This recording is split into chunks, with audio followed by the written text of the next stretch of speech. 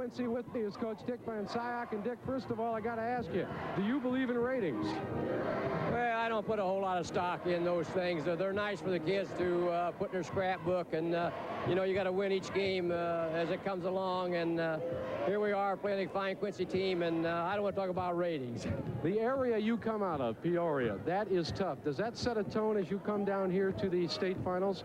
Because you don't face a lot of easy teams. No, our kids are used to being in pressure-packed situations, and of course, Quincy travels all over the state, and they're used to the same thing.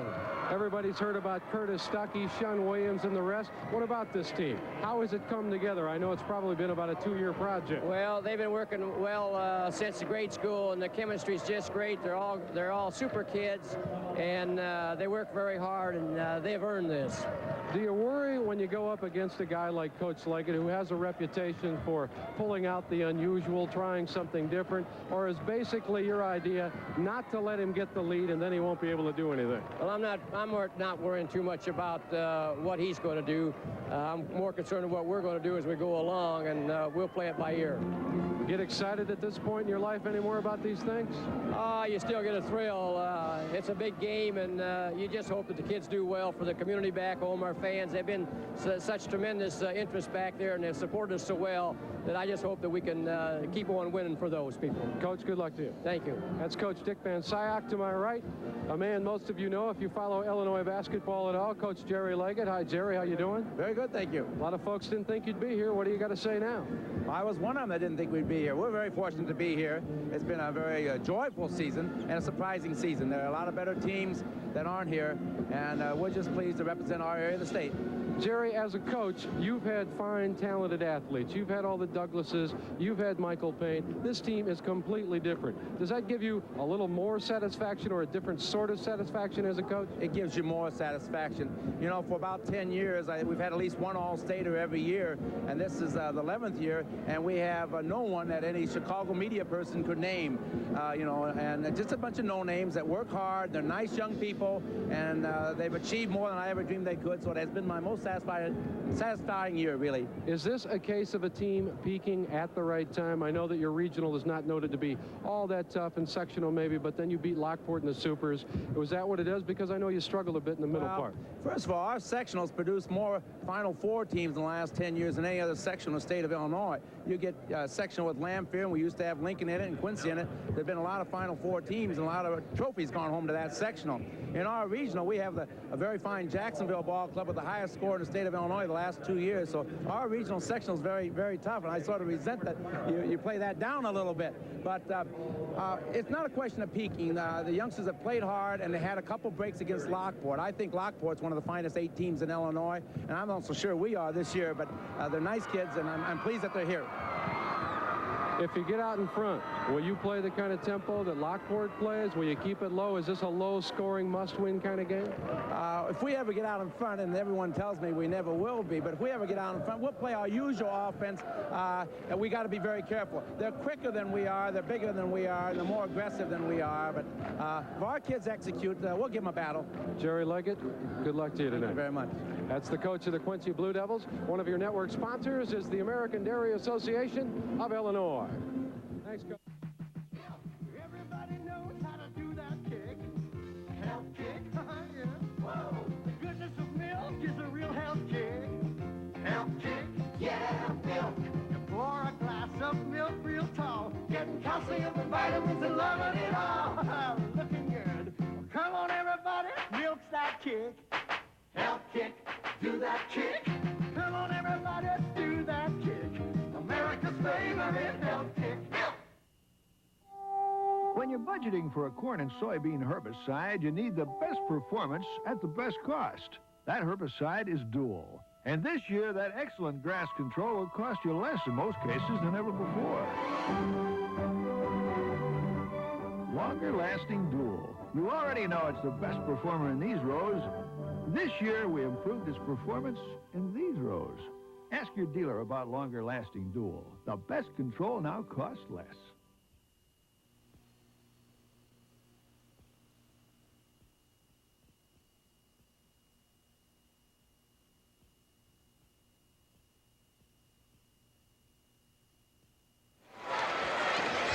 We're live at the Assembly Hall. Frank Bissoni along with Coach Bill Geist back at courtside, and we're getting set for our fourth quarter final game of the day. It'll be the Blue Devils of Quincy at 25-5 against the only unbeaten team in the state of Illinois, the Peoria Manual Rams, at 31-0. And Coach Bill Geist, 778 schools in Illinois play basketball. One is now undefeated, and that's quite a record. Yeah, it is. And especially when they consider who they played, in what area they played, it's a great accomplishment. He hasn't backed off any good tournaments. He came up all the way by me for a Thanksgiving tournament and played the best we had to offer up there, and he went undefeated. So it really is an accomplishment. Now let's meet the players and coaches for our fourth quarterfinal game of the day. Here's Steve Adams. And now, ladies and gentlemen, let's meet the coaches and players for this fourth and final quarterfinal round game featuring the Quincy Blue Devils and the Peoria Manual Rams. First, for the Blue Devils of Quincy Senior High School, entering this game with a record of 25 wins and 5 losses. First, let's meet the head coach of Quincy in his 11th season with a record of 273 wins and 49 losses. Here is Jerry Leggett. And now the players. Number 3, a 5'7" senior, Rod Rudd. Number 12, a 5'10" junior, Steve Berry. Number 20, a 6-foot junior, Mike O'Connell. Number 22, a 6-foot freshman, Todd Wemhainer. Number 32, a 6'5" senior, Chris Doan. Number 40, a 6-foot junior, Lyle Martin. And number 44, a 6-foot junior, Todd Thompson. And now the starting lineup. At 1 forward, a 6-foot senior, number 5, Jason Gay. Scored the winning goal in the super sectional. At the other forward, a 6'4" senior, number 50, Larry Lathan. A terrific shooter, averaging nearly 15 a game. At center, a 6'2" junior, 52, Bruce Bias. They need his strength around the basket. At guard, a 6-foot senior, number 10, Chris Jones. Excellent shooter, averaging 14 a game.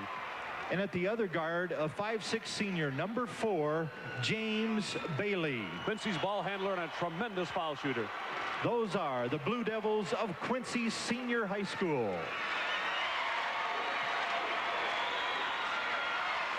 And now introducing the Rams of Manual High School of Peoria, entering this game with a record of 31 wins and no losses. First, the head coach in his 21st season with a record of 364 wins and 206 losses. Meet Dick Van Syak.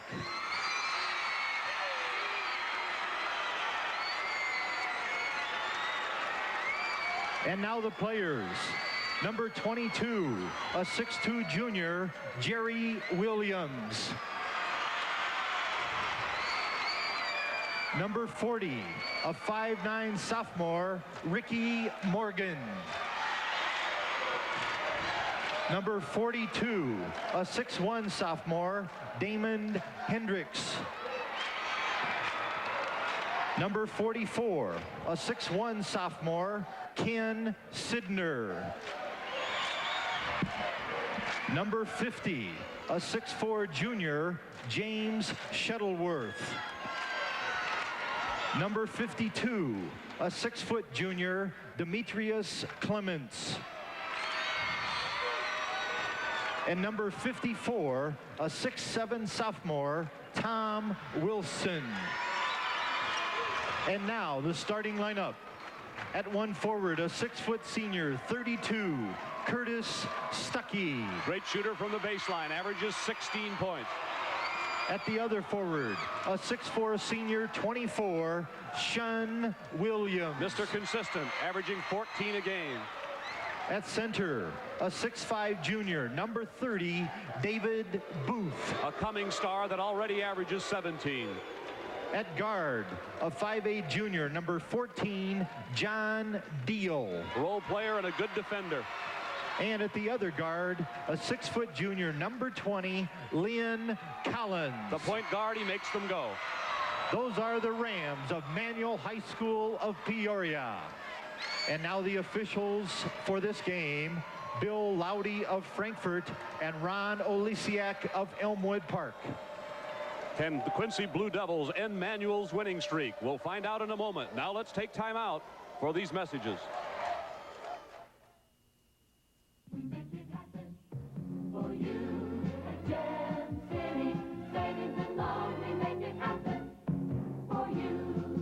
If you have taxes on your mind, make a big deduction happen when you open an individual retirement account. You can still open an IRA for 1986 and receive a full tax deduction for your contribution. Start your individual retirement account today. Gem City Savings, your premier financial institution, serving you in Quincy, Macomb, Cuba, and Decatur, Illinois, member FSLIC. Sight Vision Center brings super optical service and selection to the Quincy area. Choose from thousands of durable, fashionable frames from the super optical display. And with more than 100,000 lenses in stock, you can expect fast service and low prices. The doctors at Sight Vision Center are on hand for professional examinations and contact lens service. Visit Sight Vision Center, 6th and Main in Uptown Quincy for super optical service and professional care.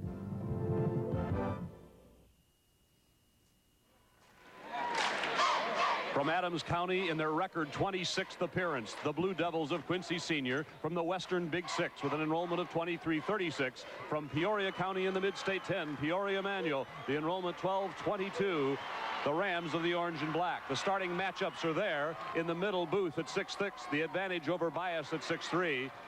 And in the middle, Manual will be in white. Their home uniforms trimmed in orange and black. The Blue Devils in royal blue with white numerals. The first surprise of the night, James Bailey at 5'6", will jump with David Booth 6'6". Well, I think what they're doing is giving up on the fact they could win the jump and try to get it with their other players on the perimeter. Manual takes the first shot of the game, and Stuckey missed. Jerry Leggett likes to do something just to keep us talking, I think. Chris Jones out front against Lynn Collins. Manual plays man-to-man most of the time. Lathan caught the ball partially with his face. He was pushed by Shun Williams, and Williams a fine defender for the Rams.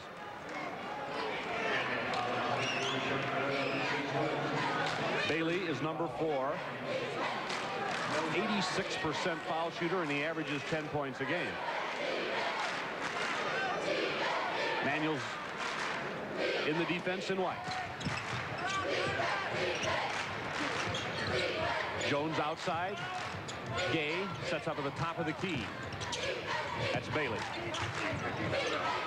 Gay takes the first shot for Quincy. 2. That's a nice shot. They ran a couple screens inside and freed him at the point for that easy shot. Lynn Collins lobs the ball inside, intended for Booth, and picked off by Jones.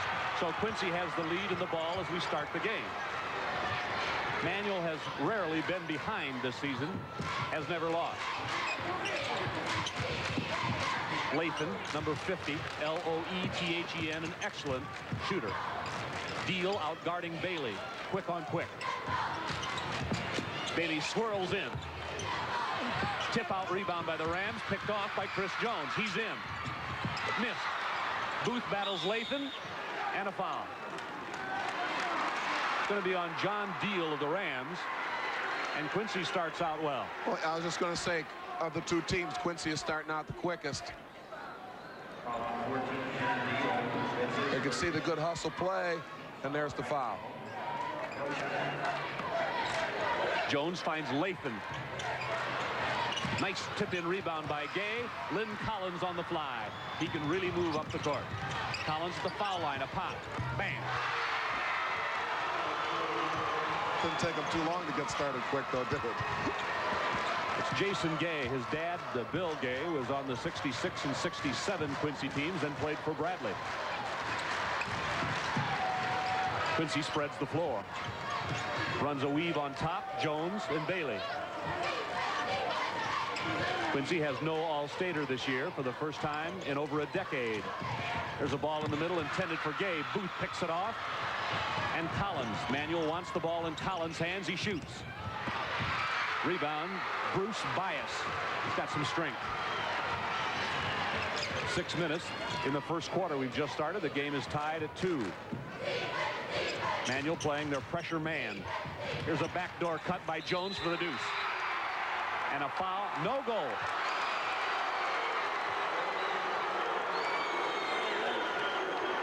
Foul is going to be on Chris Jones. Here, the Quincy player beat his own man, but there was good weak side help, slid over and took the charge. So Manuel has a chance to take the lead, and they come down and set their offense. Booth, low block left with Stuckey. Quincy's playing a man-to-man. Watch Booth inside, steps in for 2. Booth is 16 years old. He had 21 points against Rock Island in the Super, and Manuel leads by a pair. Well, they just lobbed the ball into him that time. Quincy's got nobody big enough to challenge that.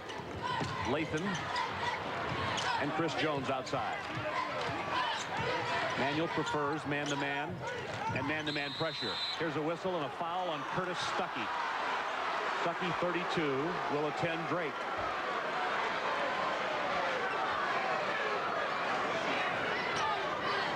You can see it looks like Quincy player, yeah, he just stepped on his foot a little bit and fell down. It's a good call. It's the fouls on the Peoria player. Gay is outside holding.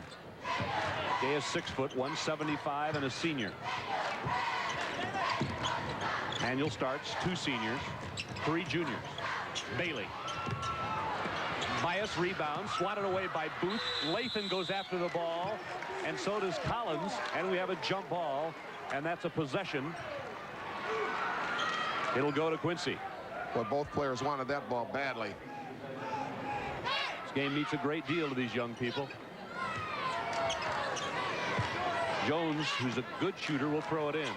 Quincy screens for the man on one side. Lathan's got it, steps in the block and scores. He did a good job of setting himself because he's a little off balance. He set himself and then took a good shot. Boots on the other end. Manuel answered in 3 seconds. Right. You can't let Peoria do that to you. You work hard for your hoops. You got to make them work hard for theirs. Stuckey out on the court guarding Chris Jones. Lathan being hounded by Shun Williams. Nice move by Gay inside, but Booth fly swats it away. Manuel on the move. This is Collins, and he knows one speed. Collins, coast to coast. A very good athletic play. Manuel by 4 in the early going. Frank Bissoni along with Jim Albrecht and Coach Bill Geist and Lyle Bennett. Manuel now on the D. Frank Manuel's up 4 points, and now it looks like they've gone to his own defense. Bias is inside, steps in the lane, can't get it the first one, tries again. Booth has this one and a foul on Bias, and Booth's presence is felt on the board. Bruce Bias, 195-pound junior.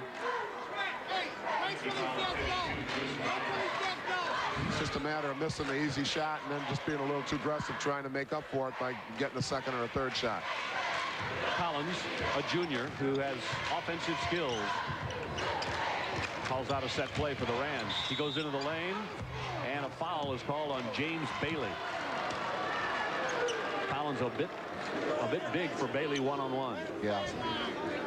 He looks like he knows what he's doing out there at the point guard spot. He really runs the show, and it looks like he's got a green light to shoot or go one-on-one when he wants to. Because they're running a 1-4 offense, and that gives him a lot of opportunities. The Manuel Rams are rated number 5 in the nation by USA Today, and David Booth puts one up from inside. It doesn't go. Shun Williams has a shot at it. He's got it again. Quick jumping Manuel's Booth this time, swatted down by Quincy, and a foul on the Blue Devils. Well, you can't let Peoria have all those shots, but, you know, with the size differential, Quincy's just going to have to try to screen out a little bit better. Manuel's has many strengths. One of them is offensive rebounding. Well, they're such quick jumpers, too. I don't know if you noticed that they were up jumping after the ball, and the Quincy players were still on the ground. So the Quincy's just got to get a little bit more alert to the board situation. Booth drills a free throw. David averages 17 points and 7 rebounds a game. Thank you. Manuel's closest games: a 3-point win over Lincoln, a 4-point win over Lockport, and 6-point wins over Rock Island and Peoria Central. Manuel by a half dozen now. 6 for Booth. Frank, this early lead lets Peoria kind of play their game now, and if Quincy had thoughts of slowing it down a little bit, I think they might have to change their mind. Great pass by Rogers, and Biases has a driving layup. It's the first time I think Peoria put on the press, and Quincy handled it very well, get an easy shot. Rogers whistled one along the baseline. Bias grabbed it and dumped it in. Stuckey on the right side loves to go baseline. Goes into the lane for a pop. Lathan rebounds. Blue Devils break, and Rogers has the ball.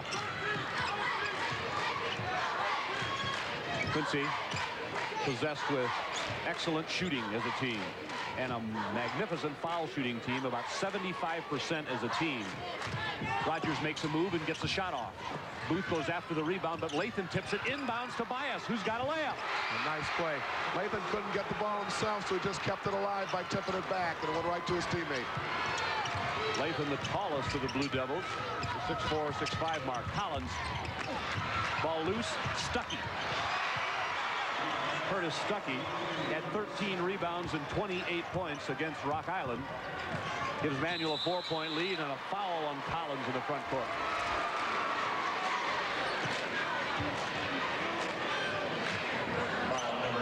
For the Rams of Manuel, Ricky Morgan's going to get off the bench, a 5'9" sophomore. See, there's the play. He can't grab it himself, so he just tips it over his head, and it went right to his teammate. There's timeout on the court. 2 minutes and 30 seconds to go in the first quarter, and Manuel in the lead. One of your network sponsors is John Deere.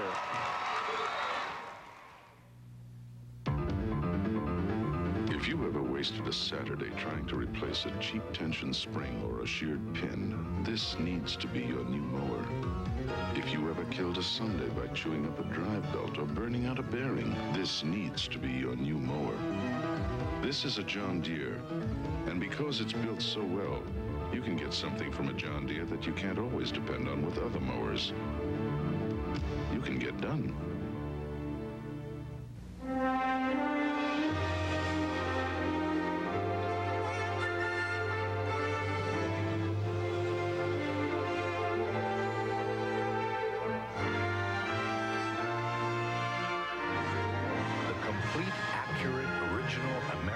Pages Plus. Still the Yellow Pages. From cover to cover, we cover it all. The Ameritech Pages Plus, published by Donnelly Directory. Lynn Collins. Little jump shot off the window. See, the Peoria player kept the ball alive by slapping it against the glass, and again it went to his teammate. So, you know, even if you can't grab it yourself, you got to try to keep him alive. Ooh, that's like taking it into the Bermuda Triangle in there. That's a heck of a block. A little intimidation. If you just joined us, the Peoria Manuel Rams are in white. The Quincy Blue Devils in their traveling royal blue. Manuel leads by 4. Earlier today, St. Joseph, King, and East St. Louis Lincoln to the semifinals. You know, all the shot blockers we've had in today's games, I think one thing we've learned is that if you do get the ball in there, you ought to fake a little bit. Good advice from a head coach. Bailey, there's a weak side play to Rogers, and he missed the layup, but Bias has it on the inside. He's got it up and missed. Good rebound by Bias, couldn't get it to drop. This is Ricky Morgan, 40 into the Rams. They took Collins out. Deal. They've got a small lineup in there now. Booth baseline. In. Shooter's touch. Got the roll. 8 points for David Booth. And it's Peoria Manuel 14 and Quincy 8. 150 first quarter. Jason Gay handles it. Manuel's man-to-man is strong. Quincy exchanges in the lane. Lathan is free. Yes. Quincy runs their offense very well. They're running a lot of screens in there. Yet one guy like Lathan that time picked for his teammate, but then somebody picked for Lathan. That's really a tough play for the defense. Sean Williams has the ball slapped out of his hand. And Manuel controls. Quincy playing man-to-man. Lob to Booth. Slung it up from the baseline. Morgan somehow got the rebound and put it in. Rick Morgan, the 5'9", fired one home. Well, they had the two shortest players on the court, I think, that time battling for a rebound. Under a minute. Let's see what Quincy does on offense. Rogers at the top. Now Bailey comes out there for the pop. Boom. There you saw another screen. They're really doing a nice job of running those screens. You know, they've done a nice job on offense, period, because they've gotten good shots almost every time down. They just missed a couple easy ones. 4-point Ram lead. They have the ball. Here's a steal by Bias. Booth turned right when the pass came, and Quincy can cut it to 2 here. Half a minute. Let's see if they take one. Deal fell down. Bias comes outside. Lathan. Quincy has tremendous movement away from the ball. Lathan's outside. 15 seconds. Trying to make the final 4. Quincy and Peoria Manual. Rogers, 7, 6. Inside with Gay with 3. Swatted away by Booth. Goaltending by Booth. With 3 seconds, Quincy's within 2. So I was just going to say that was goaltending. I didn't hear the officials whistle because there's so much noise behind us, but it was a very obvious goaltending. He nearly picked it out of the net. At the end of the first quarter of play, it's anybody's game. Manual 16 and Quincy 14. And now let's pause for these messages. Spring is here, and it's time to consider the tires you're going to need for farming and traveling. It's time to go to your Goodyear tire specialist in Macomb, Keister's Tire and Battery. Keister's has specials on Goodyear Dynatorque radials and Dynatorque 2s for your farm. For your cars and trucks, Keister's can realign them, along with recommending the proper tire. Whether it be Vectors or Wranglers, let the Goodyear tire specialist in Macomb help you this spring. Keister's, with 24-hour on-the-farm service. Are you there yet, Mom?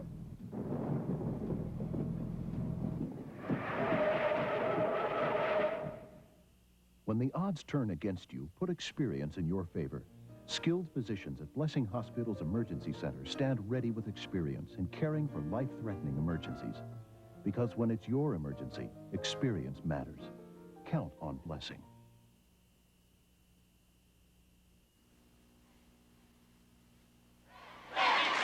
On the inside, David Booth gets out the jet-propelled space pack. Watch how high he gets up here. This is incredible. Look at that. He got his head is just about, above the backboard there. David Booth on the jump and also the goaltend into the game for the Rams is 44, Ken Sidner, a sophomore who can really shoot. Got to change the defense here by Quincy. They're coming out in a 1-3-1 zone. Lynn Collins also back in at the point for the Rams. So Collins and Sidner are in. Booth in the middle. Frank, excuse me. I think this is something Quincy's got to do. They got to switch their defenses a little bit and try to confuse Peoria. Stuckey. Out. Bailey on the run. Bailey up ahead to Rogers. Nice play by Rogers to get that ball away from Stuckey. Bailey's open. Yes. See, that's the nice thing about Quincy is that they all can shoot. They can all put it up there if they have an open shot. They don't rely on one person. The game is tied as Quincy warms up the nets and sits in the 1-3-1. Quincy always well-schooled, always disciplined. They light it up. Collins hanging and drills a J. Well, he certainly looks like their leader just from the first quarter and a little bit of the second quarter here. He really takes charge on offense. Rogers averaging 14 points a game, brings a left-hand dribble up against senior Curtis Stuckey. On the baseline, Bias zooms in for the deuce.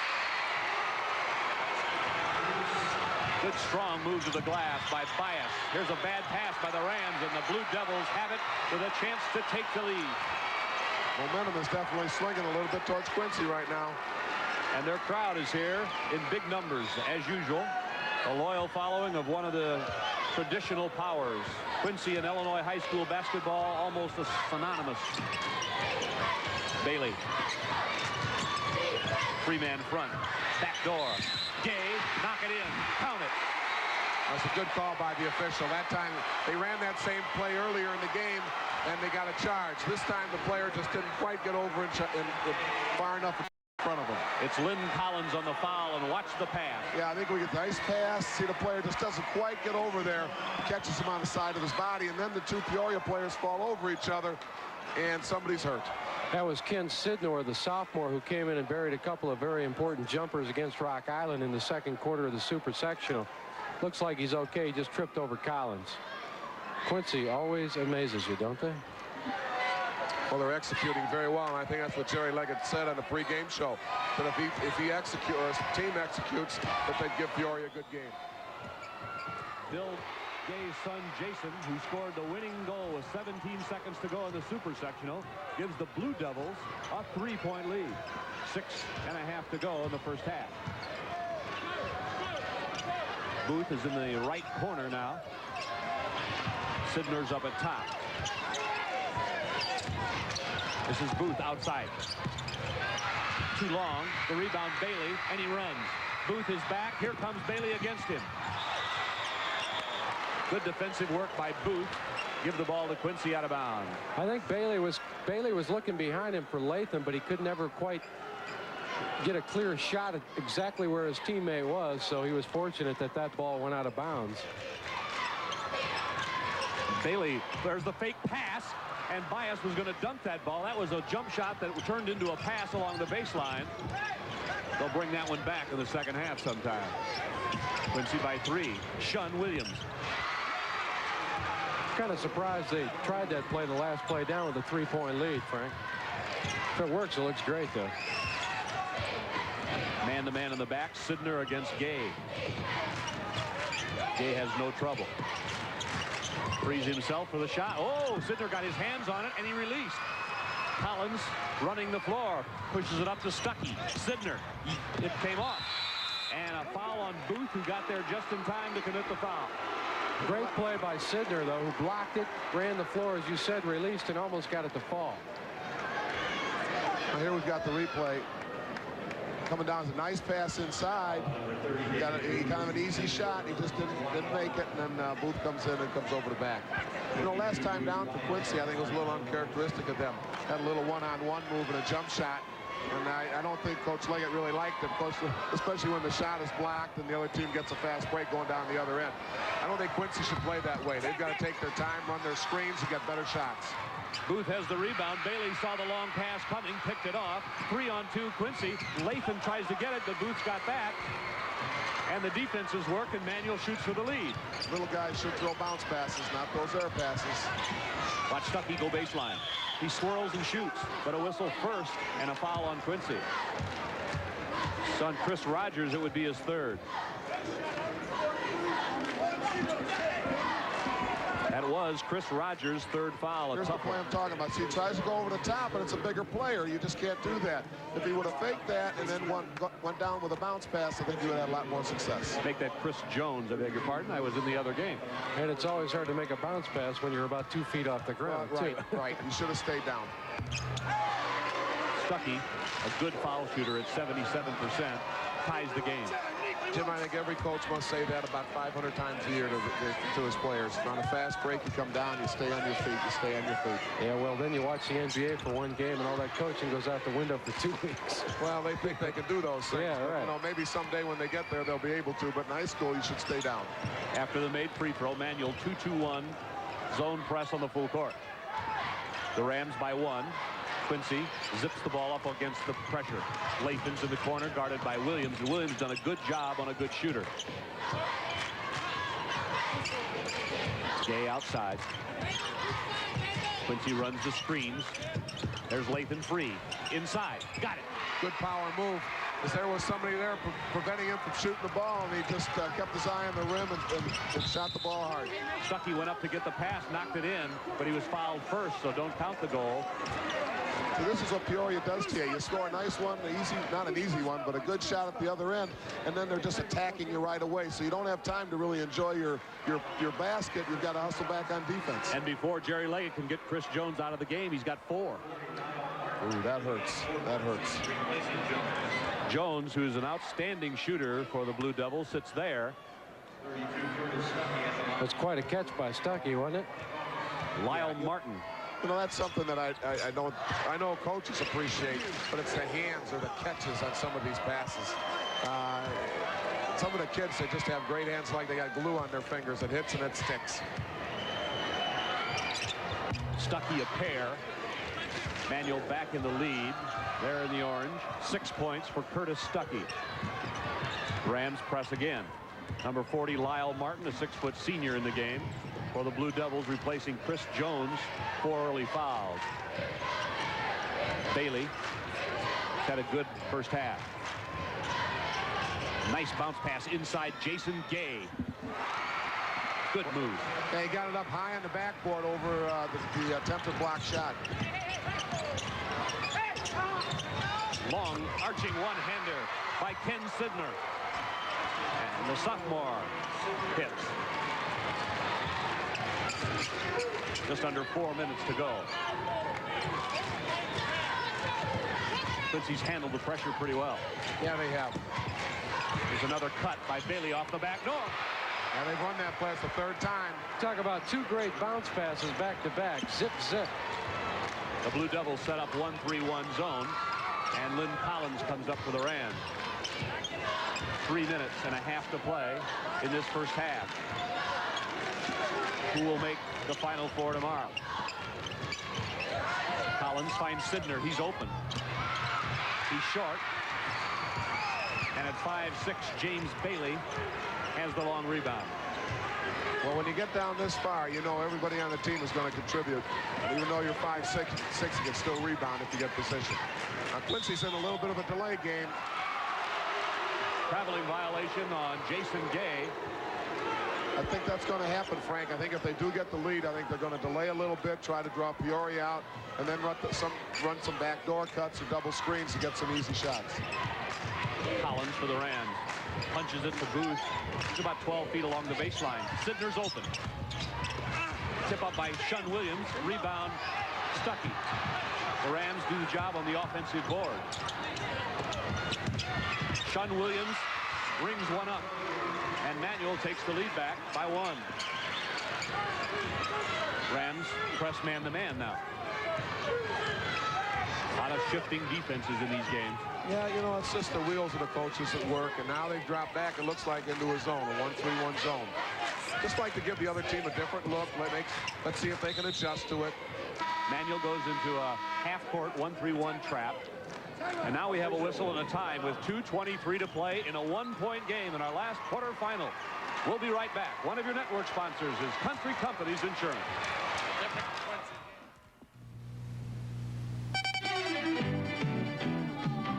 With the arrival of the Morrisons' new baby, the flexibility of Country Company's universal life insurance is a big help. I know it's hard to believe, but you can change the amount of your coverage, even skip payments if you need to. But why Country Companies? They've always delivered what they promised. You got country behind you. With Country Company's universal life. You got the Country Companies. Mercantile, your decisions count. Just look around at the people that you know. We've helped each other grow. Through the years, side by side, your home bank with hometown pride. That's what it's all about. At Mercantile, where your decisions count.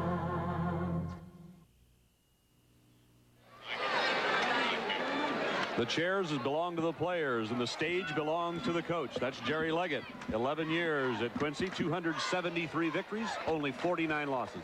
I wonder what that was all about. We had an official going over to Jerry Leggett, talking to him, and he's smiling now. There's only one down, and he's smiling. That'll change later. Well, there's one thing about a Quincy game.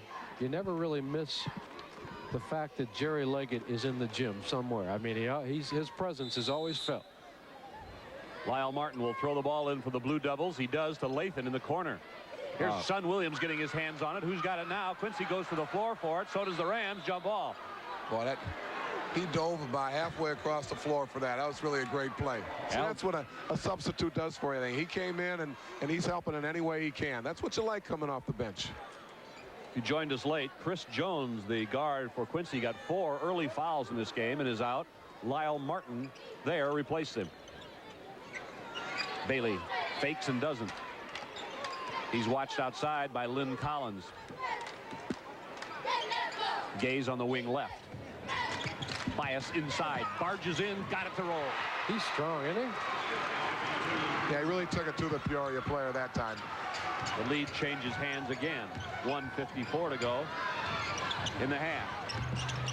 Stuckey missed. Rebound. Sidner stripped by the Blue Devils. Bailey streaked down the court, but they didn't try about a 50-foot pass. Looks like Bias got the hand in there to knock it free. Quincy ran a 1-4 set that time. They exchanged along the baseline. They like the ball in Bailey's hands. Martin's outside. Quincy has interchangeable players. They all can play about the same place. This is Quincy's version of delay. An open court game. Taking time off the clock. They lead by 1. The clock says 1:10. And melting. Bailey. Some of the principles of the old Wichita delay used by Ralph Miller. There's a lot of movement away from the ball. Some screens. Quincy looks for the good shot. Under a minute. Now, we said before that when they have the lead that this is what they're probably going to do, and they're just looking for that real good shot. Lathan against Shun Williams. There you see some of the crowd from Peoria Emanuel. Boom. A flash for the ball, shutting down the passing lane, but Quincy was up to it. I'll tell you, this is a hard thing to do. It's not easy to teach kids this delay game, because Peoria's putting on a lot of pressure, and you got to set good screens, legal screens, and then you got to go hard to the ball. Under 20, as you see. Quincy by 1 with the ball, and they've run their delay very effectively.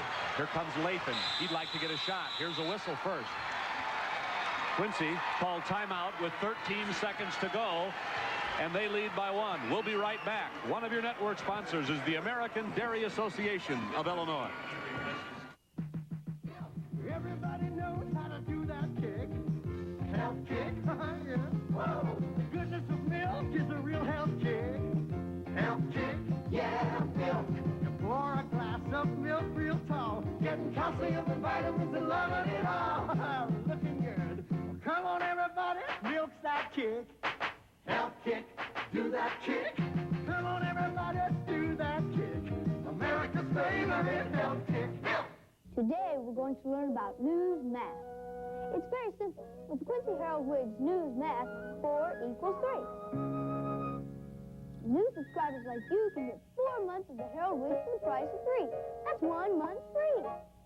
It's a dog-eat-dog world, and Dad says you gotta have the Harold Wiggs to learn what you need to know. Now you're gonna learn how to fetch the paper. Hey, Dart, come back. Subscribe for 3 and get the 4th month free. With the Quincy Blue Devils, expect the unexpected. Well, I think the only reason he called the timeout with 13 seconds to go here is that he's got to, I would assume he's got a play he wants to set up to try to get a quick basket and go into the half with a 3-point lead. Otherwise, I think he could have kept on doing what he was doing and got a good shot, but I would expect a little something tricky here. Tom Wilson in the game, a 6'7" sophomore for the Rams. Watch the trap. And Quincy has the ball. 10, 9. Martin, there's Lathan in the corner. They'll get their shot quickly now, or they won't. Martin fires. Ooh, just missed. That's the end of a tight first half in our last quarterfinal of the day. And Quincy's in the lead. It's the Blue Devils 29, the unbeaten Peoria Emanuel Rams 28. Stay with us. One of your network sponsors is John Deere. How long does a John Deere last? How long does a John Deere last? How long does a John Deere last? How long does a John Deere last?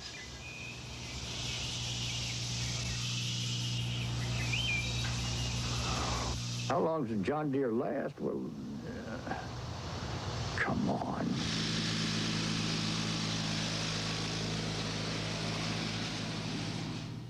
Corn has been a staple of American life for hundreds of years.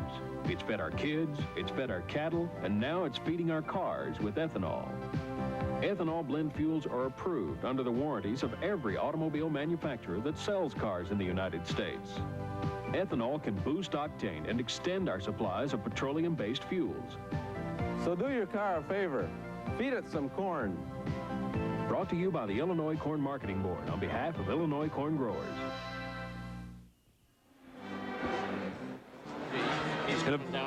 In a very well-played first half, a very interesting first half of basketball for the strategists in the audience, Bill Geist. 29-28, Quincy.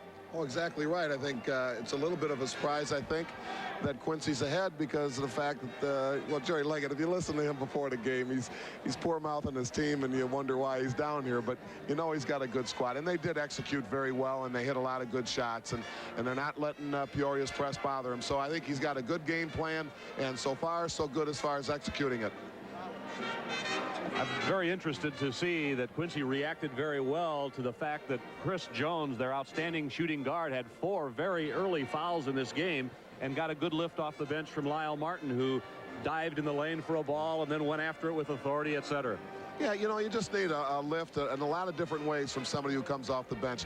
Might be a hoop, or a lot of times it's a rebound, or like he did. He dove on the ball to get a jump ball situation out of it. So substitutes can help in a lot of different ways. Well, now let's go to the court where Jim Albrecht's with the brilliant head coach of Georgia Tech, Bobby Crimmins. And we are here live at the Assembly Hall with a man you may have seen if you know anything at all about college basketball. His name is Bobby Crimmins, the coach of the Georgia Tech ball club, and he's not in the NCAAs right now, so he's doing what all major college coaches do at this point in the season. He is looking for new talent. He sees a man here named LaFonso Ellis, and what do you think of him? Well, everybody in the country is going to be after him. I think he's a great player. I'm not really allowed to talk about him because of the NCAA recruiting rules, but it's pretty obvious that he will become one of the best players in high school basketball next year and be recruited by everybody in the country. What do you do if it boils down to a player like an Ellis that 20 universities, 25 are after? You just give him your best shot and pray, or what? I think a player of that caliber, he has a good coach, and what the coach usually do early is try and narrow it down to maybe 15. No more than, I would say, 20. And then those 15 would come in the house, talk to the young man. Then from there, he's got to make a tough decision. He's only allowed to visit 5 schools. Now, he can visit some schools at his own expense. So you go from 15 and right away, and you get down to 5. And once you get down to those last 5, it usually goes down to 3 or 2. And that's when things really get heated up. Bobby, what about the reduction of the roster sizes? Will that make your job harder? Do you got to pinpoint things now, refine things? I think they'll go back and keep it at 15. I really do. I think 13's a little dangerous, and it hasn't hurt us, and I think the NCAA will go back and redo that rule. Tell me truthfully, do you get older during the last 2 minutes of a tight game, or do you get older traveling around the country doing this? Well, I love recruiting. It gets tiresome. We got knocked out early in the NCAA tournament, and that upset me because the last 2 years we've been to the Final 8 and the Final 16. Once again, LSU, after they knocked us out, they're on another run. They went on to defeat Temple, and then goes on and defeats DePaul. So LSU is making a run. But recruiting is necessary. You have to do it. This is the first time I've been in Champaign. It's a beautiful facility here. I know Lou Henson.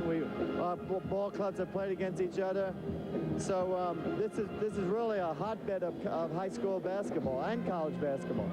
You know, when a singer gets a hit song on the radio, everybody thinks he's an overnight sensation. Right. Down at Georgia Tech, nobody was talking basketball until you came along, but I got the same feeling. It's not an overnight sensation. Well, this year was a struggle. I think, in our game today, you come and go so quickly, you got to keep winning. I think we won a lot at Georgia Tech early. And if we don't continue to do that, I think we'll lose some of that enthusiasm. And, what I'm trying to do is just keep it going. We've been very fortunate. We've had a lot of success. And now this year, we get to the NCAA, but it really feels like a bad year. So that's a dangerous part of coaching at this level. If you lose in the first round, you really feel bad about the entire season. I think Purdue, Illinois, and Georgia Tech are good examples of that. And that our business has become a very tough business. And you know, this NCAA tournament is a special event, and the dream to get to the Final Four is there for everybody. What about the pressure of the NCAA tournament? They say the good players that rise, get a little bit above their level, usually are the ones that pull it off, maybe with the exception of a North Carolina, which seems to be loaded this year. But it's a lot of pressure. Even North Carolina's going through tremendous pressure. Notre Dame gave them a big scare. The freshman J.R. Reed. It's a lot of pressure to win today. And if you don't win, the best thing to do is get thick skin and keep going recruiting. And when you do win, everybody will love you. But there's a tremendous amount of pressure on college coaching today. I don't believe any coach today really thought that this business was going to turn out to what it turned out to be. I never thought we thought we'd be paid the salaries that we're paid. I never thought we'd have this TV exposure we all have. You know, when I was a kid, a coach was just a normal guy who helped kids work on basketball and help their personal lives. Now, today, a coach is a big-time business. Bobby Cremins, thanks so much for stopping by. Good luck. Thank you very much. That's the coach of Georgia Tech. Let's go back to Frank Pisoni. Frank? Thank you very much, Jim. I'd like to remind the fans to vote for the three-point play. Call 1-900-220-2133 if you're for the three-point play. If you're against it, it's 1-900-220-2144, and each call will cost 50 cents. We have some results, the first results in of the three-point poll that we're taking tonight, and it's very close in the voting, Coach Geist. It's yes, 689, no, 678. Voting will continue until the championship game tomorrow. So if you'd like to call, the call costs 50 cents. There are the numbers to call for or against the three-point play, and the jury is out, and it's a very, very close decision by the fans right now. I think a lot of no people just haven't called in yet. That's my personal opinion. I tell you what, one thing about the three-point play, there are nobody in the middle. You're either really for it or really against it. Exactly right. And that's the way it should be, I think. We're going to come back with the second half. Peoria Manual trying to keep their unbeaten string alive against the Blue Devils of Quincy, and they're one down. Right now, let's pause for these messages. Consistent, dependable performance. That's what gives you confidence in the products you buy. Ron's Tire Service believes you need the Advantage TA radial tire from BF Goodrich for that confidence on the road. The Advantage TA is built to deliver long mileage, traction, and true all-weather convenience. And for the ultimate proof of quality and dependability, ask about BF Goodrich free replacement limited warranty coverage. Stop at any Ron's Tire outlet, Mike's Tire Service in Bowling Green, and Gibson Tire in Hannibal. Buford Ward Chevrolet has too many cars in stock, and his inventory has to be trimmed. So right now, you can save big bucks at Buford Ward and get cash back, as much as $1,000 on some models. The same 3.9 APR financing applies on all new cars during this overstock sale, and there are special prices on every car in stock. Even if you've only been thinking about buying a new car this year, visit Buford Ward Chevrolet and just see what a great opportunity this is. Buford Ward Chevrolet, 24th and Locust, Quincy.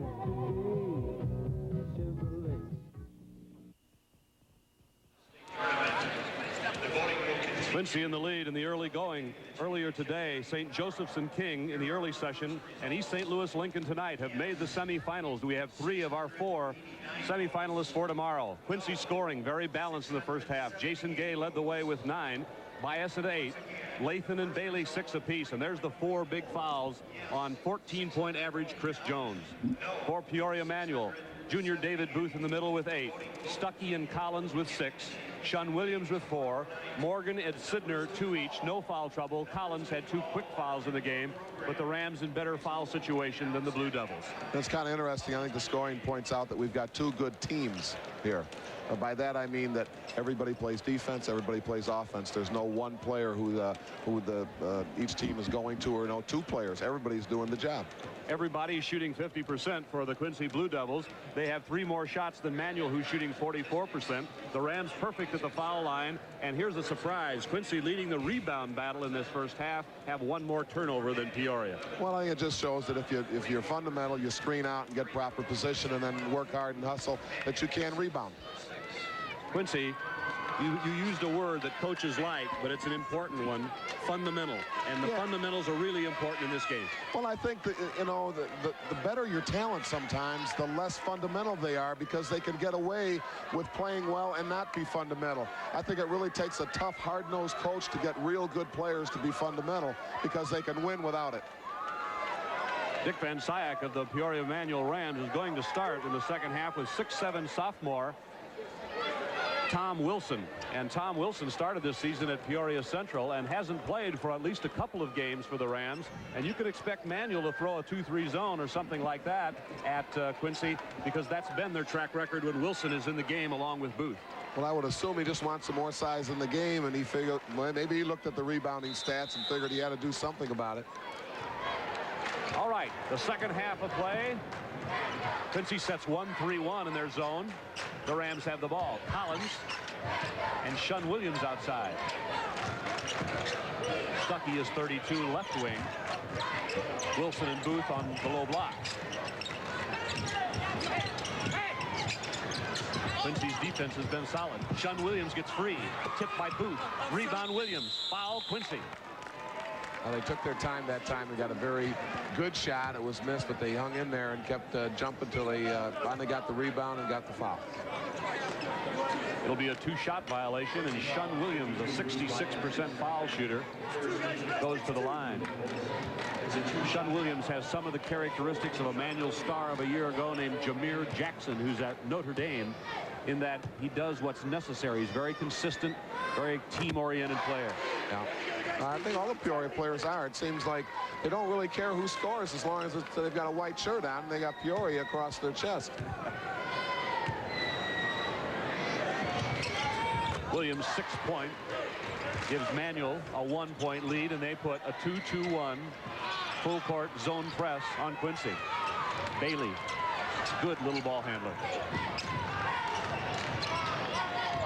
A lot of college coaches in the assembly hall, as well as the rest of the fans. Who's the steal by Manual?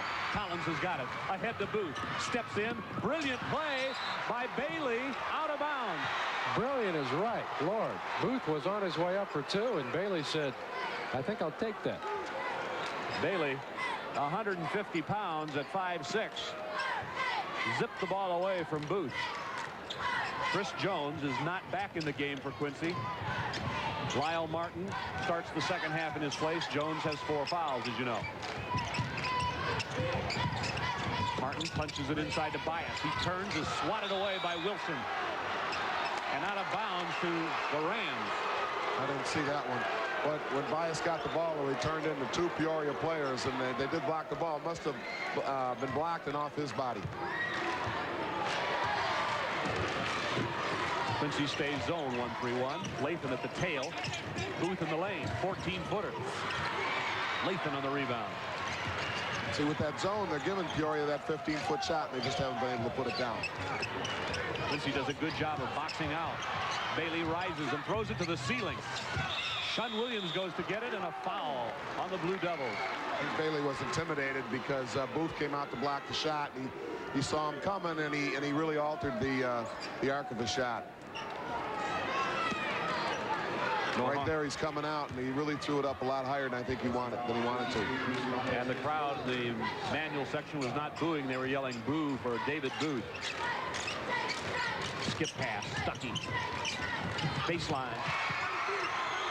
That was a nice shot because he came in and used the glass. It's a lot easier shot when you can use the backboard like that. Curtis Stuckey can create a shot. Not everybody can. Booth on a steal. Steps, shoots it in. And Manual hits Quincy with 4 quick ones. Now the Blue Devils have to handle the pressure. Martin wheels it up to Gay.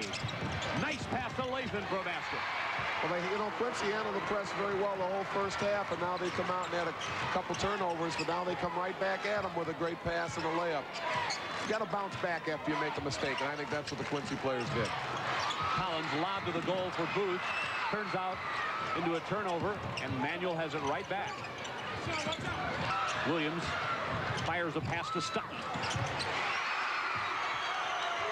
Curtis Stuckey gives Manual a 5-point advantage. And the Rams stay 2-2-1.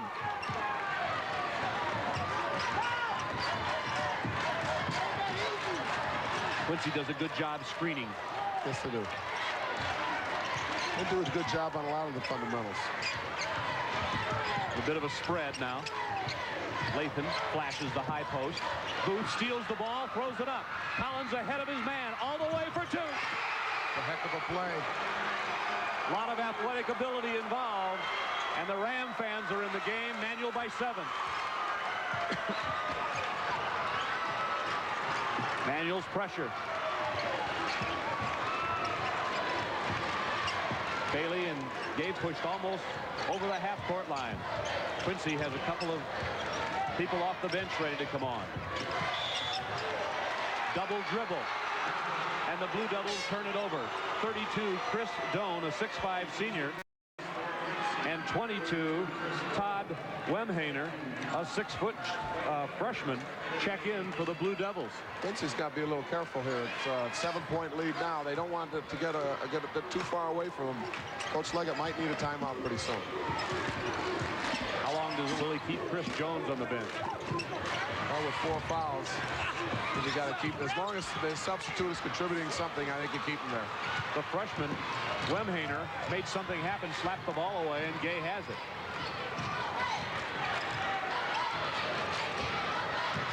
Booth way out on the court. Manuel trying to shut down some passing lanes here.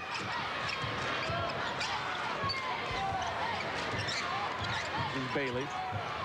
There's Lathan. Turned, looked for a cutter, didn't have one, fired up a shot. Bailey got the rebound. Charging. That's a good call. He didn't have anywhere to go, and he jumped into the pile of players, and he just ran over somebody from Peoria. I think we'll see it on the replay here. They're standing still, and he just ran right into him. Tom Wilson was standing there. Collins comes up. Manuel with the ball in the lead. Booth's inside. He's got an easy one. Yeah, those are too easy. Point blank range for Booth. It might have been a defensive error, I don't know. But they haven't been given those shots up with their other players in there, and now you put in a couple substitutes, and the different players, you got a chance for a mistake. Quincy will have the ball at half court. There is Chris Jones back in the game, 10. Jerry Leggett doesn't want this game to get out of his reach. No. His defense from Peoria Manuel, you talk about a sticky man-to-man, Lord. It comes all the way up half court almost. Well, I think, we're talking about Quincy not playing quite as well as they did the first half. I think a lot of that has to do with the defense of Peoria. Their defense is much better than it was the first half. Chris Doan is 32. And Jones. There's Lathan. He's open for the shot. Blocked from behind by Williams. Gay rebounds for 2. He just rebounded a block. Quincy caught a break there because went up for a shot. It was a good block, but it went right to the Quincy player who powered it up. Quincy has 6'5" Doan in the middle of that 3-2 zone. Now Williams is inside. Shot rolls away. The Blue Devils have it. They could trim the lead to 5 with 2:45 to go. And Shun Williams challenges Gay all the way up the court. Peoria's had a couple opportunities here to really break the game wide open, but each time Quincy seems to fight back, and you've got a good hooper make a good defensive play. Lathan got free down low, and a foul. That basket won't count. The foul came first.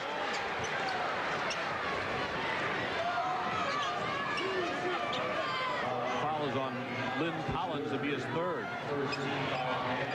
He's the very important player for the Rams. They like the ball in his hands on offense. Well, he's been their floor leader the whole game, and I think he really directs things. And he has a lot of communication with Coach Van Syck, and I think he's very valuable to him. So that 3-foul situation could prove to be very tough on Peoria. You see Lathan, an excellent foul shooter. He had 18 points against Lockport in a low-scoring game. Now there's a whistle. There's timeout on the court. 2:33 left. 5 points is the difference in the final quarterfinal. One of your network sponsors is Country Companies Insurance. The day you drive out with a new car, you start driving down the value month after month. With most auto insurance, total a car 2 years later, and you just get the used car value. But with Country Company's Keeper policy, if your car is wrecked beyond repair, you get a brand new car. Same make and model, even if it costs more than you paid at first. So get the Country behind you.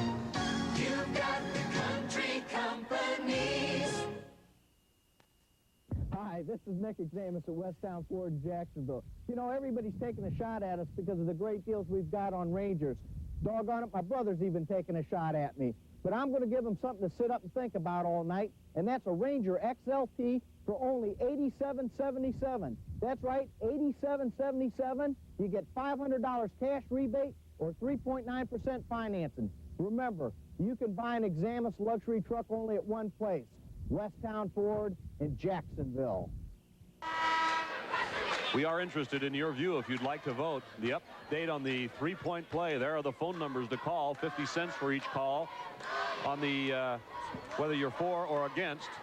For on the top, against on the bottom. The results at the moment, yes, for a three-point play, 1,181, no, 871. Here's some more numbers. Manuel 40, Quincy 35, 2:33 to go in the third period. Into the game for Peoria Manuel. Ricky Morgan, 40, replaces Lynn Collins, who goes out with 3 fouls. Quincy's man-to-man. Manuel, a much bigger team in the game right now. Booth, walk. That shot eventually rolled in, but the walking came first.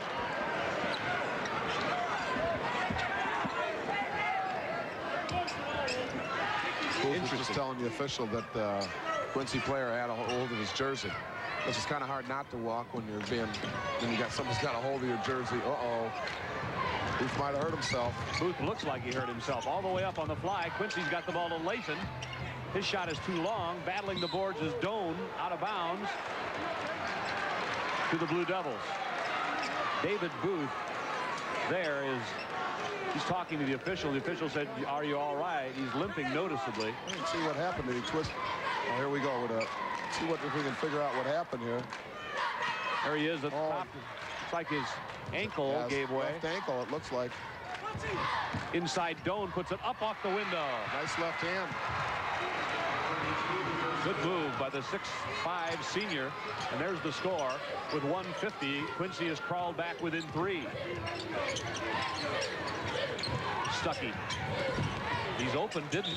Booth is double teamed inside, and a foul on Doan, who's putting a body on David Booth. He put a body on him last time too and caused that travel call, but before the call came, there were a lot of moving parts there, mostly because Doan was shoving him around. That gives the Rams the ball out of bounds.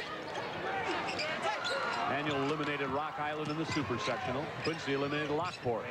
Stuckey. Stuckey tips at it. Quincy has it. Jones. Lathan likes to set that post hard down low. Under a minute and a half to go in the third quarter. Manuel up by 3. Frank Bissoni and Jim Albrecht, along with Coach Bill Geist of Bennett Academy. Hope you're enjoying this first quarterfinal round, and hope you'll be with us tomorrow starting at 11 in the morning for the Final Four. Booth snapped the ball out of bounds. Still Quincy's ball. Quincy's done a nice job of stopping Manuel's run, and now they're getting back in the game. Only 3 down, and they have the ball. Williams guarding Gay. Manuel stays man. The count is on, and it's too many. 5 seconds, turns the ball over, and Shun Williams gets the credit on the D. Well, they're trying to set up a play, and it just took a little bit too long. We got a 5-second count.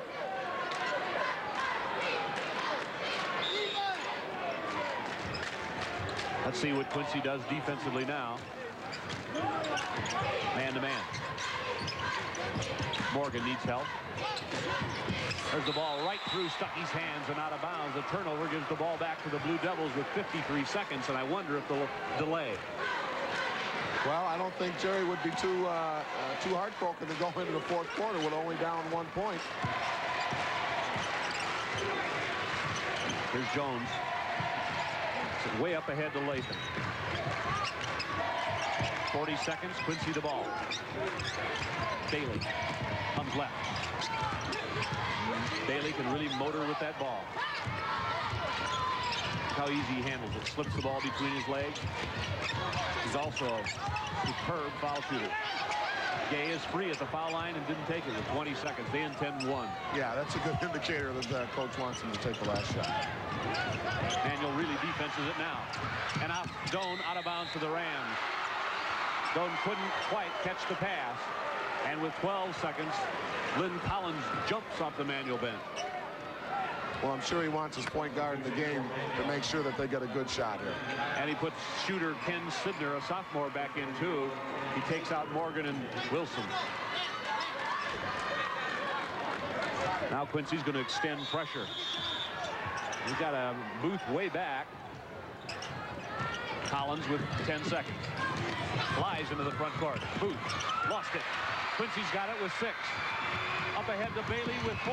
Bailey swiped away by Collins, and he didn't get his 4th foul, and it was close. That was a great defensive play, but maybe a lucky defensive play too, because he could have picked up that 4th. You know, it's funny, coach puts him back in to direct the offense, and he winds up making a tough defensive play at the other end. Now he's taking him out because he doesn't want him to pick up that 4th. Morgan's back in. There's 2 seconds on the clock. Quincy likely to get a shot. Stolen by Sidner, but no time off the clock. Maybe Sidner was out of bounds when he caught the ball. Yeah, I think he was. If not, he was real close. It could have taken about 2 ticks. Inside Doan, up and down and in. And Quincy gets 2 at the buzzer at the end of 3 quarters. The lead is nervous, and it's 1. Manuel holding on. One of your network sponsors, the American Dairy Association of Illinois. There's the clock, and here's the play. This is a nice play because even though there's 2 seconds to go, he got the ball and he didn't rush himself. He just faked because he knew the defense would be a little anxious. Got him up in the air, and he almost had himself a 3-point play there. The defensive man really did a nice job of getting out of his way. Speaking of 3 points, the 3-point shot. Those are the phone numbers. We're putting them up because the lines are swamped with calls. And if you'd like to call, there they are. On the top 4, on the bottom, the number against. Thank you for your participation. 8 minutes left in one of these team seasons. Quincy in blue with the ball. They're down 1. Manuel in white, unbeaten, trying to go to 32-0 and move to the Final 4. Lathan on the move. Jones in the game, 10 with 4 personals. Collins in the game with 3. Inside, a whistle. Looks like Collins' 4th foul. Oh, boy. Lynn Collins, Manuel's point guard, just picked up his 4th foul, and it'll get him out of the game. He lasted, what, 17 seconds? 17 seconds. You know, what, earlier today, a player would pick up a foul and they'll go the whole quarter. We're 2 quarters without another one. You know, it's just... Alfonso Ellis went about 2/3 of the game with 2. Yeah. Bailey to Gay, and Gay drilled it. Because Collins is such an aggressive player, and it's kind of hard, you know, tell him not to do things. And then if you're aggressive, you're going to pick up some foul, and you're going to have that contact.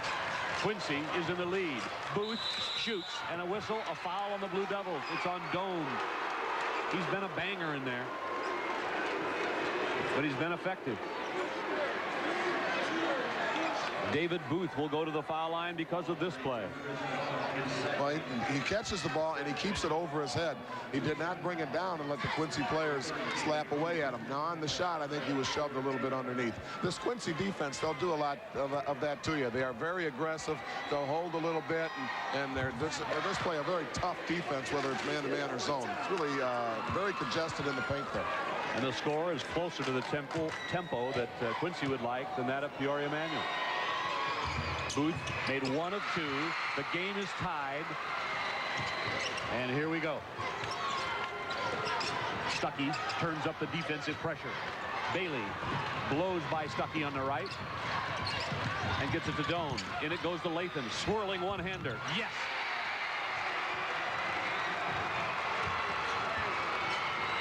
These Quincy players, they can score outside or they can go in there and post low. They fall back into the paint. Congest the middle. Manuel will probably have to take the outside shot. Stuckey does. He drilled it. It counts, and a whistle. Foul is on Doan. Basket is good. I think the officials are really watching Doan now. The Peoria players were complaining a little bit earlier about him being too aggressive, and I think officials are watching him, and I think it's time to get him out of there. Jerry Leggett agrees as you watch the shot from the baseline by Stuckey, and the foul was off the ball. It's a chance for a 4-point play as sophomore Tom Wilson has a 1 and bonus. From my angle, it looked like what he's doing is putting one of his forearms on the offensive player, and then his left forearm, and then he's holding him with his right hand in his jersey, and obviously that's a foul. Wilson throws it up and misses, and the game is tied again. Quincy the ball. Jones in the back. Quincy could be described as having 5 guards on the floor or 5 forwards. They're rather interchangeable. Or looking at the opening tip, 5 centers.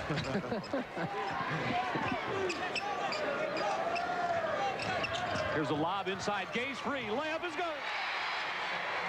Nice out of bounds play. Yeah, it was. It seems like every time they get something like that, they have a little special play or they run a backdoor pick, something a little different. Morgan ties it from the top of the key. Boy, they come back with an answer right away, don't they? A sophomore stepped in and fired it in. Lathan's in the corner. He's got that kind of range. So does Jones, and he drilled it, but he walked first. Jones has really had a tough game. He picked up those early fouls, and now he looked really good on the shot, but the official just said he shuffled his feet before he took it. So Manuel will have the ball. We're tied at 45, 6:10 to play in the game.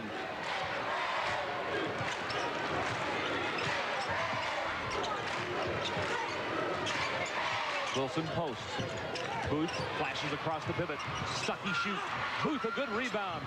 Missed the shot. Wilson rejected and fouled. Follows on Bias as Manuel pounds the offensive board. Manuel seems to rebound in spurts. They did this earlier in the game where they just got one rebound after another, and now they're doing it again to him. If Quincy should get the lead here, they should probably hang on to it for a couple, 3 minutes. They got 2 starters with 4 fouls. I don't know if Peoria would let them.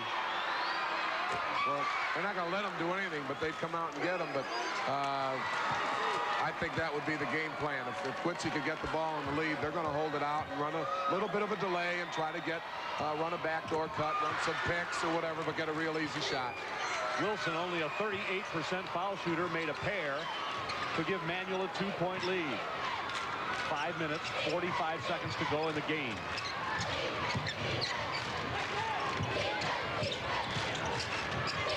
Manuel's defense has Quincy pushed way out on the floor, but Jones finds an alley.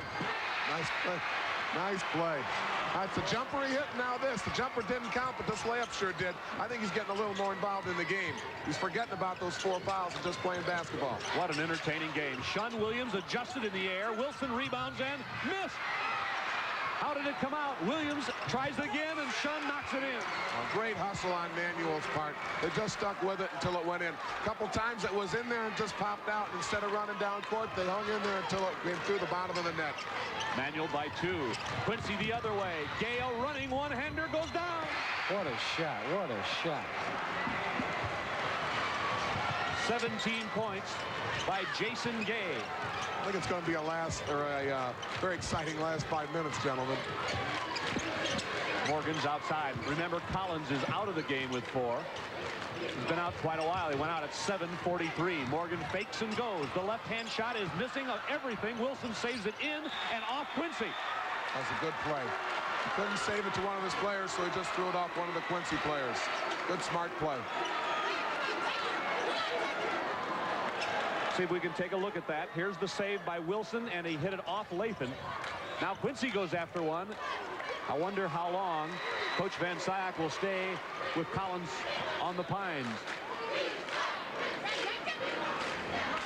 Can't afford to wait very much longer. There's Jerry Leggett on the other end. It's still tied. It's tied, and they've got the ball. They had the ball. There's the pass. Bias grabbed it inbounds. Booth hit the deck. Bias lost the handle on the ball. There was contact. The Quincy crowd boos. Manuel has the ball. I don't know. There was a lot of contact after the steal. Jerry thinks it's that way anyway. Jerry Leggett. Now Quincy in a 2-3 defensive set. Manuel lobs inside for Booth. He misses. Shun Williams and Wilson. Wilson tears it down and scores! So what's happening here, Quincy is actually outplaying Peoria Manual, Frank, but they just got those 3 tall timbers in there, and they're playing volleyball, and Jerry Leggett's really upset. Jerry Leggett walked to half court and gestured. He wanted timeout, and he is very upset about the call.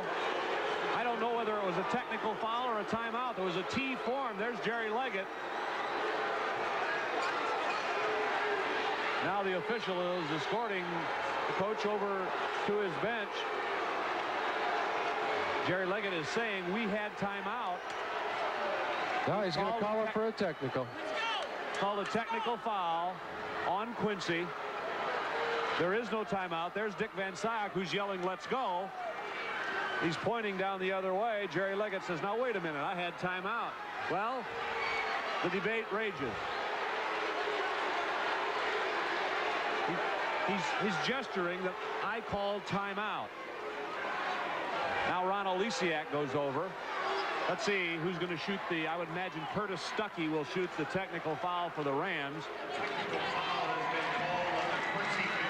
Well, I think he was calling for a timeout, but he came all the way out to half court to do it. And I would assume that's what the official, or why the official called the technical foul. Jerry Leggett is still gesturing. Well, the point of the matter is why he's heated is, first of all, it looked like Quincy had a steal with the game tied. There was a lot of contact by a Peoria Manual player. Nothing was called. And then on that rebound, Coach, there was a lot of contact underneath that board. Nothing was called. And so he feels that things are going one way right now. And now you see Dick Van Sciak walking up to have a word with Ron Olesiak. Ron is trying to explain what's going on now. They give Quincy the timeout. It would be the 5th foul on Bias. They have that on the board. We're not going to go away until we know that there's an official timeout. Let's listen to Ron Olesiak. He's over here. There's going to be a technical foul for sure. A timeout is on now. And we'll come back and sort this out in just a moment. Stay with us. One of your network sponsors, the American Dairy Association of Illinois. Everybody knows how to do that kick. Health kick. Yeah. Whoa. The goodness of milk is a real health kick. Health kick. Yeah, milk. You pour a glass of milk real tall, getting calcium and vitamins and loving it all. Looking good. Well, come on, everybody. Milk's that kick. Health kick. Do that kick. Come on, everybody. Do that kick. America's favorite health kick. America prides itself on independence, but lately we've become dangerously dependent on foreign oil. What's the alternative? One already exists. Ethanol blend fuels. Ethanol is made from corn, grown right here in Illinois. That's good for the economy, and that's good for America. Ethanol is a better way to top off America's tank. Brought to you by the Illinois Corn Marketing Board on behalf of Illinois corn growers.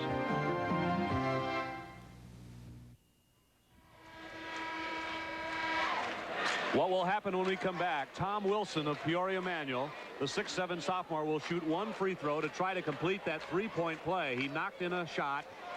Bruce Bias fouled him and fouled out of the game. Then Manual will have 2 technical free throws. Most likely will be shot by Curtis Stuckey. And then the ball, and you can see Coach Leggett still very upset.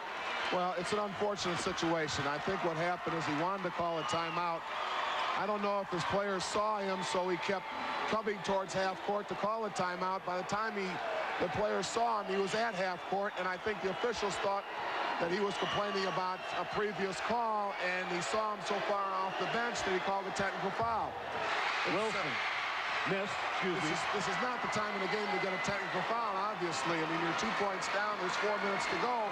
And now we're giving them all these free throws and possession of the ball. So it's really an unfortunate play. Now Curtis Stuckey will shoot 2 shots, and then the Rams will get the ball. Stuckey perfect from the line.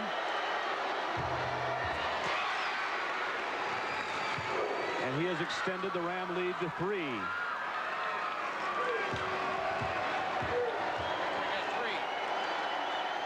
And 4. And now they get the ball. So the Rams scored a basket, missed a free throw, scored 2 free throws, have 4-point play and a chance for a 6-point set. And it could have been 7. And it could have been 7. That's why it's such a big, unfortunate play. See, the rules say a coach could get off the bench to call a timeout, but, you know, you go out to half court, I think you're just asking for something, and like I say, it's just unfortunate. Morgan still in the game. Collins out with 4 fouls. Stuckey comes outside to help, and Manuel has a spread offense going. Tom Wilson at the high post. 4 minutes left in the game. Manuel by 4. Stuckey is free. Booth rebounds twice. Strip. Nicely done by Jason Gay. Now Chris Jones comes up. Let's see if Quincy will go after Tom Wilson, who's a 38% free throw shooter when they foul. Bailey looks in. Quincy sets up screens. They run their offense. Gay fakes and travels. And Quincy's in a frustrating series right now. Bias, their starting center, is gone with fouls.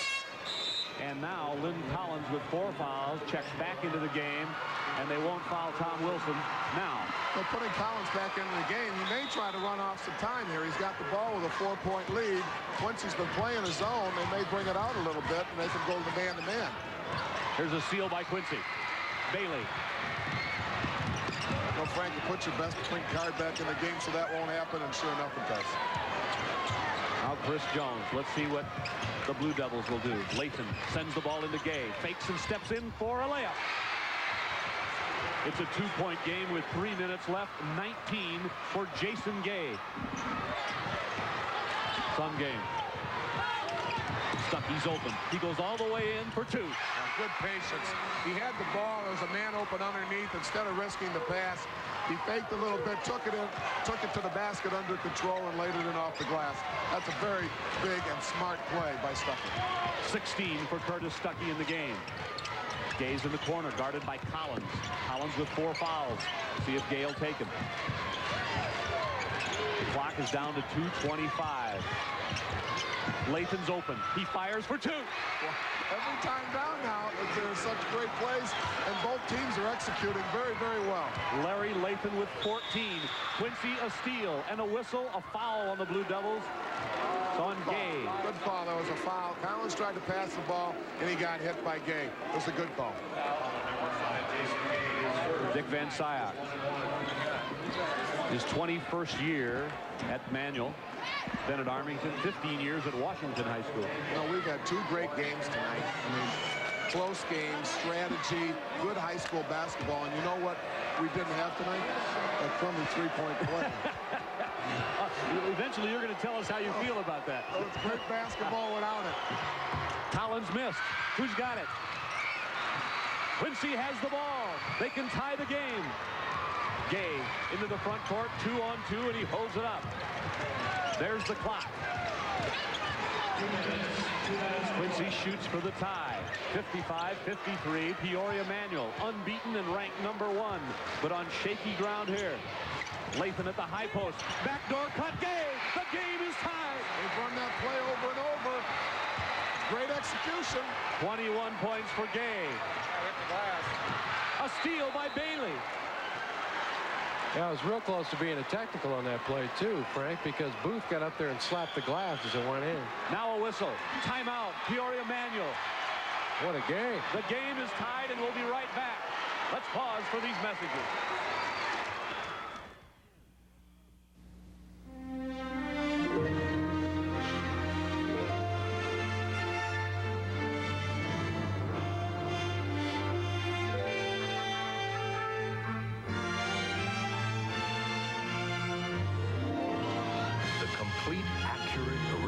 Ameritech Pages Plus. Still the yellow pages. From cover to cover, we cover it all. The Ameritech Pages Plus, published by Donnelly Directory.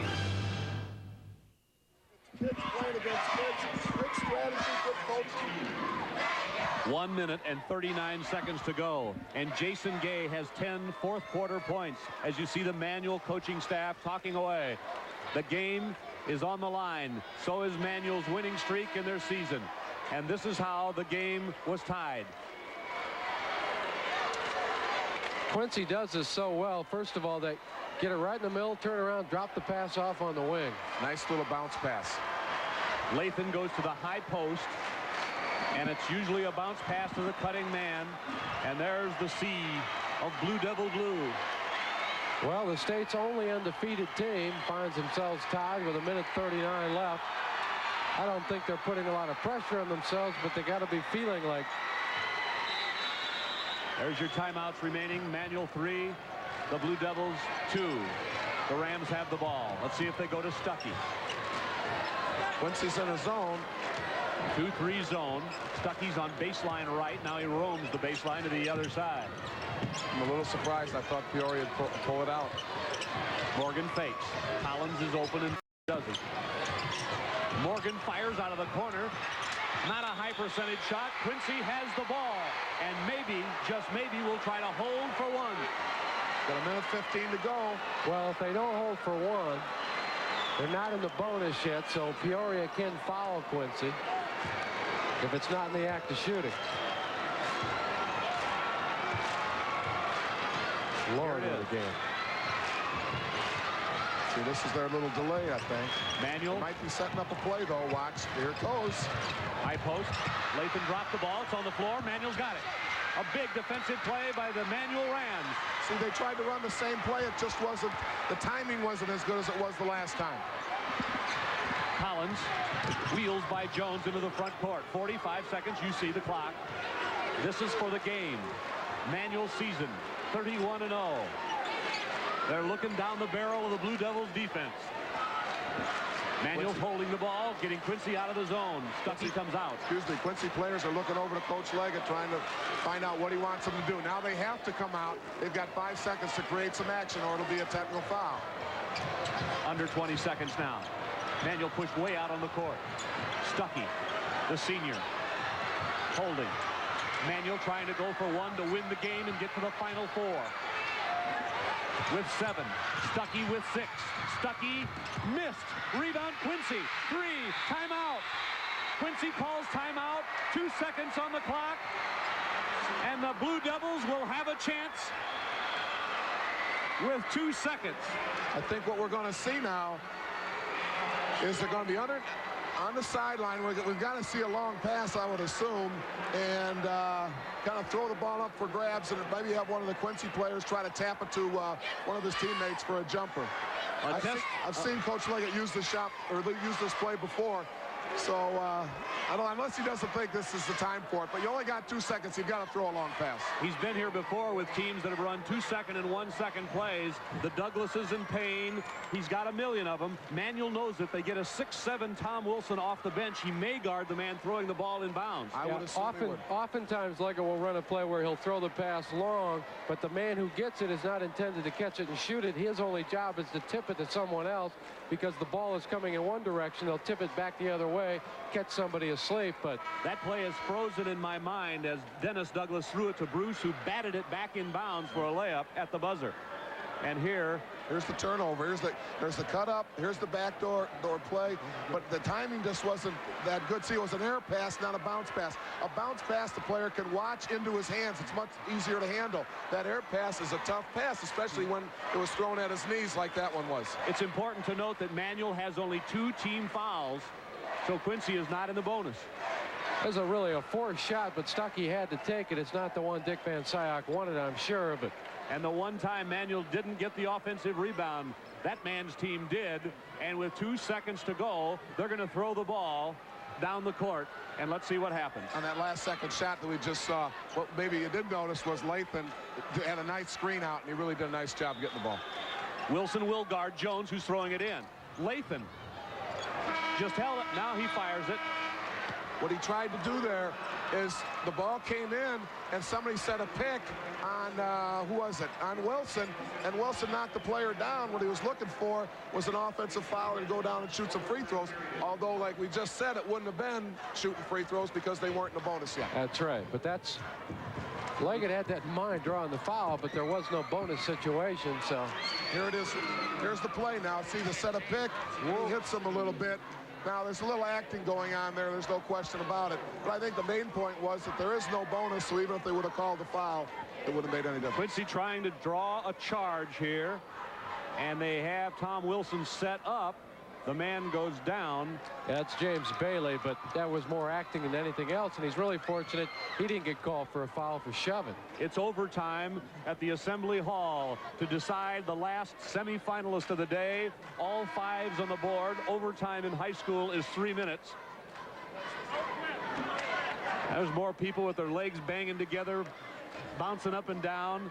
The nerves are showing. Manuel has Wilson in the game with Collins, Sean Williams, Booth, and Stuckey. A great game, and they're going to be tired along with the players when this is over. The Assembly Hall, we're still live and we're still going. After 4 quarters, still no decision. It's a tie. We have our second jump ball of the game. Again, Booth goes to the middle. Again, Quincy doesn't jump. They just go for the ball. Manuel has it. Crowd has never stopped a low murmur at its quietest in this game. Booth comes outside. Who will score first in the overtime? Lob to the goal. Stuckey missed. Quincy has it. The Blue Devils with the ball. Quincy always seems to be around for those little loose balls.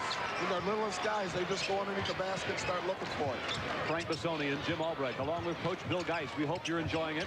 We're in overtime. The clock is showing on your screen. Now you know Quincy's going to be patient. Jones rings the bell. Chris Jones. Well, not that patient. Yeah. But it was a good shot. It's Quincy by 2. I thought they'd hold it for a minute or so. Manuel must come now and answer that. Collins hangs and fires it off the board. Big shot. Good, yeah, that was a big shot. A big pressure shot, too. Collins hasn't taken a shot in a long time. Knocked that one in for the tie. We're under 2 minutes. It's a smart shot from a player who hasn't shot for a while. Because he did use the glass. You don't have to have the finesse or touch that you would on a regular shot. Quincy breaks the press into the front court. Now they're really double teamed, and Doan helps out. Jones, who drilled the shot a moment ago, holds the ball. Quincy. Manuel plays man-to-man. Doan, weak side lob for Jones. He's got it. Dribble, fumble, dribble. Might have been double dribble there by Jones. He's got the ball. He gets a screen. It's nervous time. Here's Jason Gay for 2. Whoa, what a game he's had. 23 by Jason Gay. All these kids have ice water in their veins. Collins in trouble. Finds Booth open. He missed. Rebound on the floor. Williams ties the game. Sean Williams. Just one big play after another at either end of the court. It's just really great basketball. 57 seconds. Manuel extends the pressure. 2-2-1 on the full court. Bailey and Gay with the ball. 45 seconds. Will they go for one? I think so. But I've been wrong before. They'll go for a real good shot. I would say they'll get a layup or they'll just wait.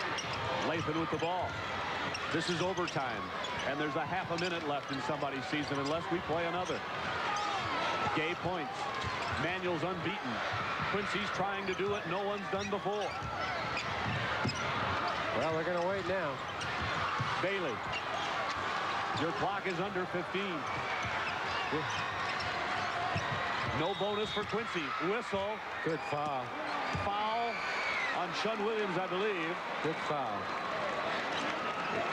It is on Sean Williams. The ball goes out of bounds to Quincy with 10 seconds.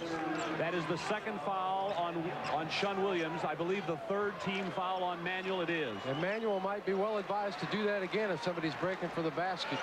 They can still afford it. Quincy's not in the bonus. Jones is in trouble. He got it into Lathan in time. 8 seconds on the clock. Maybe in the season.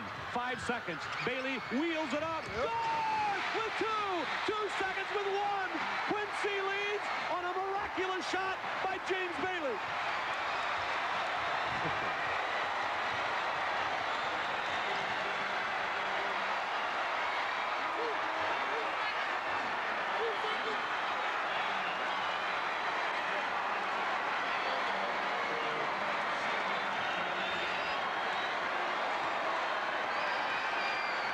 Well, sometimes the best things aren't really planned, Frank. Watch James Bailey He's a half a mile from the basket and 5'6". Watch him go.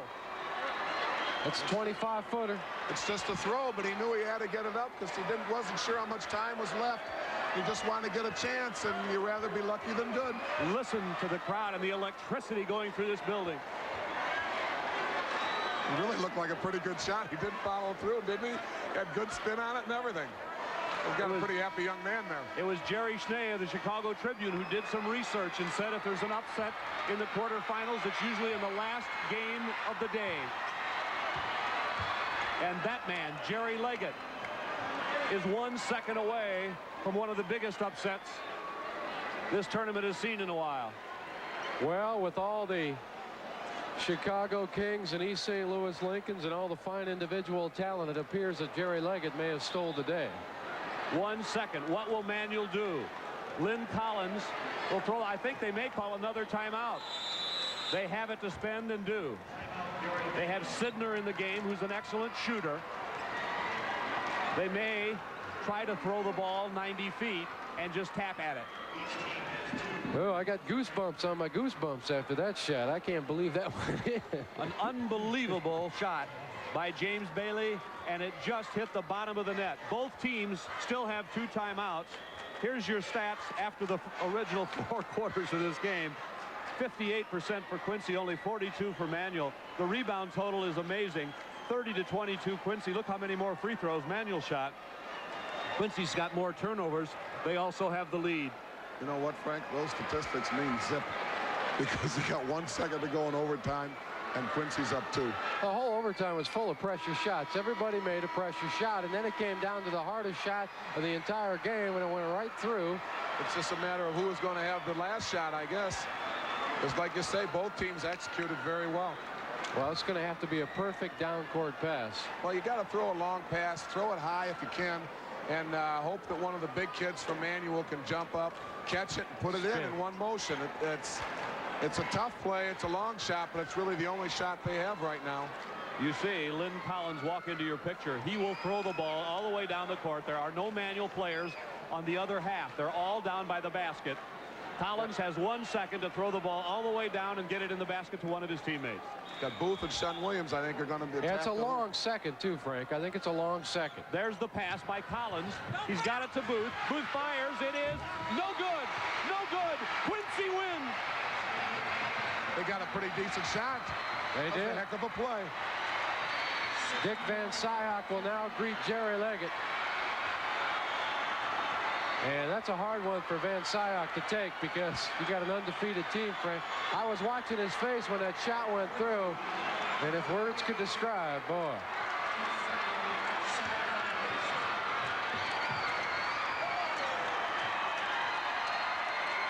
A stunning high school basketball game.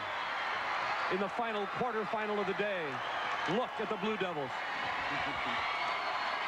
Well, they get East St. Louis Lincoln tomorrow for their efforts, so we'll see if that rises. That man seems to come up with victories that he's not supposed to get, but he does it all the time. Tomorrow, St. Joseph's lightning quick against towering King and Marcus Liberty in the first semifinal. Then the massive East St. Louis Lincoln baseline goes against the Cinderella Blue Devils of Quincy in your Final Four. Wow.